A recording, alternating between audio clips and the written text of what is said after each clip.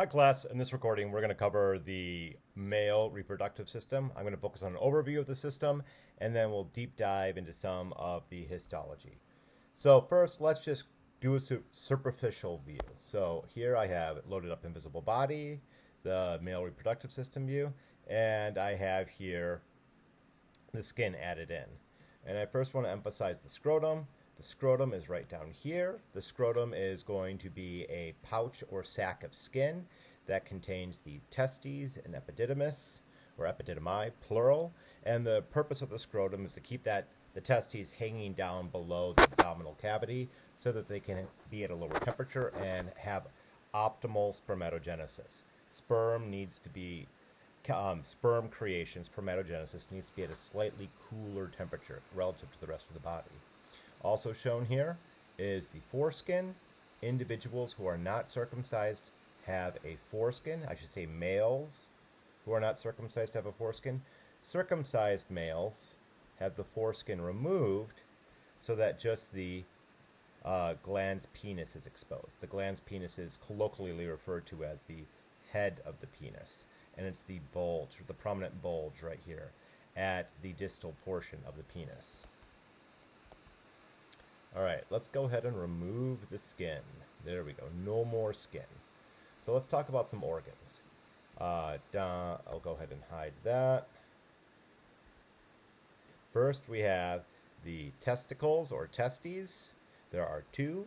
Most of the organs, the secretory organs of the male reproductive system come in pairs of two. So we have two testes. We also are going to have the epididymis, and there will be two epididymi, one on the left, one on the right. We also are going to have not spermatic cord, the vas deferens or ductus deferens, which carries sperm from the testes and epididymis all the way around to the posterior, where they will drain into the prostate gland. So this large gland here, the prostate gland, is directly inferior to the male urinary bladder. I also want to emphasize with this prostate gland that it is the only singular gland of the male reproductive system. All of the other glands are twofers. There's two of them. We have two testes. We have two seminal vesicles. We also have two, and I'll zoom in right here for you, Cowper's glands. And I'm crusty and old, so I call them Cowper's glands because that's what I was taught back in the day. But the new school term is bulbourethral gland, which is a more descriptive term. So as we are looking at this path of travel through the male reproductive system, I'll go ahead and hide some of the layer of the testes, or half of the testes, so you can see within the testes we have lobes and septums. So as we look at the septums here, the septum is an invagination of one of the membranes we want you to know, specifically the tunica albuginea. And it's called the tunica albuginea because it is the white layer. The tunica vaginalis is not shown in visible body. So we have the tunica albuginea, invaginating inward to make some septums that separates the testes into lobes. And within these lobes, we have these teeny tiny tubes referred to as seminiferous tubules. Those seminiferous tubules, follow my mouse, will drain into the ret testes, and then the ret testes will drain into the epididymis. And the epididymis is broken up into a couple portions. We have, I'll go ahead and annotate the screen here. Let's use green. That shows up a little bit better. The superior margin is going to be the head. Then we have the main body in the middle. And then the inferior margin, where the vas deferens connects, is the tail of the epididymis.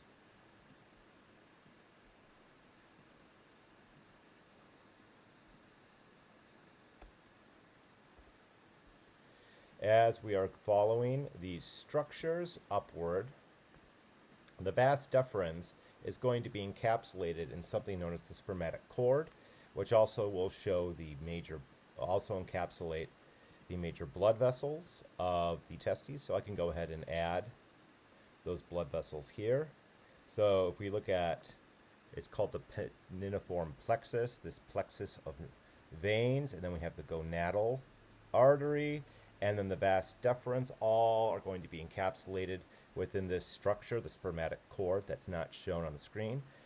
There's also the cremaster muscle that's present here. So I'm going to click on the muscular system, and visible body doesn't have the cremaster muscle programmed in, which is unfortunate because it's kind of a cool muscle.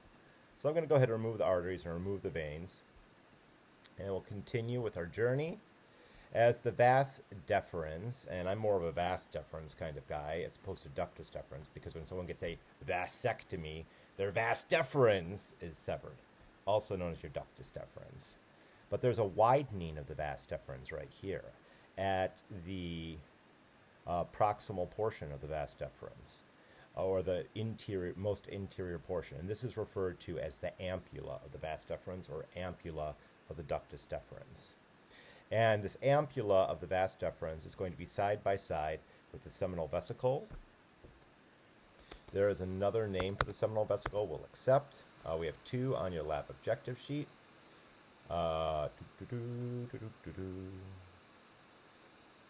also accept seminal gland. I'm going to go ahead and remove half the prostate here. And where the vas deferens and seminal vesicles merge together, that forms the ejaculatory duct. And then the ejaculatory duct, I'll go ahead and remove the prostate glands, or the lobes of the prostate glands, just so we can see the ejaculatory duct better. There's a left and right ejaculatory duct that will drain into the prostatic urethra. So I'll go ahead and do a multi-select here so I can have the prostatic urethra selected in its entirety. From there, the ejaculatory fluid, so the sperm and secretions from the seminal vesicles and secretions from the prostate gland, will travel through the membranous urethra, or intermediate urethra. That's going to be surrounded by the external urethral sphincter. Here is the membranous urethra, and we're going to have immediately after the membranous urethra, within the penile or spongy urethra, the secretions from Cowper's glands added, the two Cowper's glands. So I'll go ahead and remove first fascia, and then I'll remove the corpus spongiosum. And you can see how Cowper's gland drains into the spongy urethra, also known as the penile urethra. Let me go ahead and back it up here. There we go. As we look at the erectile tissue, I want to emphasize for you that we have two kinds of erectile tissue within the penis. We have the corpus spongiosum and the, let me get rid of that there we go. We also will have the corpus cavernosum. I want to emphasize that if you are talking about the corpus spongiosum, it's a singular. The corpus cavernosum will be a twofer. There are two corpus cavernosums. I'll go ahead and show you on your lab objective sheet what I'm referring to. If you're talking about the singular of the corpus cavernosum, that's how you pronounce it, but if you go plural, it's corpora cavernosa. If you decide to go with the plural answer, you need the plural, the front, and the plural prefix and the plural suffix. So you can't mix corpora with cavernosum. That's a plural being mixed with a singular. And you can't say corpus cavernosa. That's a singular being mixed with a plural. Use the two plural terms combined, or use the two singular terms combined. There we go. Highlighting those two singular terms. So I'll go ahead and remove some of that erectile tissue so we can better see the penile or spongy urethra right there. And it's going to go all the way down here to some more erectile tissue. This erectile tissue is the glans penis, and it's going to be associated with the twofer, our corpora cavernosa. And then there's an opening here at the tip of the glans penis. This is the external urethral orifice. Visible body doesn't let us select it, but it is there. You can see the external orifice. It's just the opening. And that's a duplicate lab objective from last week. As we look at the prepuce, for the record, I always shudder a little bit when I say that term. Some words just do that to me, even as an anatomy and physiology instructor. It's commonly referred to as the foreskin. So I'll go ahead and add this back in. Actually, cancel. Here we go. I'll go ahead and add the integumentary system back, and we'll zoom that out so you can see the prepuce right here, also known as the foreskin. And this is what we get when we have the uncircumcised view. Excuse me, the circumcised view. The glans penis will be directly exposed. So those are the major structures. Let's talk about some of the histology. While we're looking at the seminiferous tubules, the small tubes within the testes, let's go ahead and pull that up right now. Loading.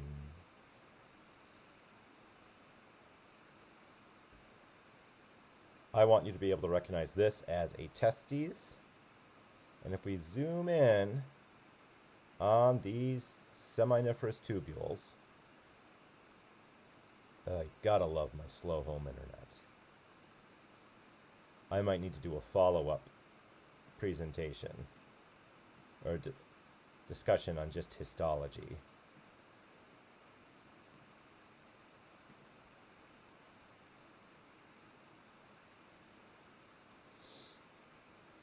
I think I'm going to go ahead and do that follow-up presentation just because of how slowly my figures are loading on me right now. So, with that said, that's all we have for this recording. I'll follow up on the histology of the male reproductive system when I cover our recording on gametogenesis, in particular spermatogenesis, from exercise 43. If you have any questions or comments, please feel free to post them in the class discussion board. And as always, happy studies.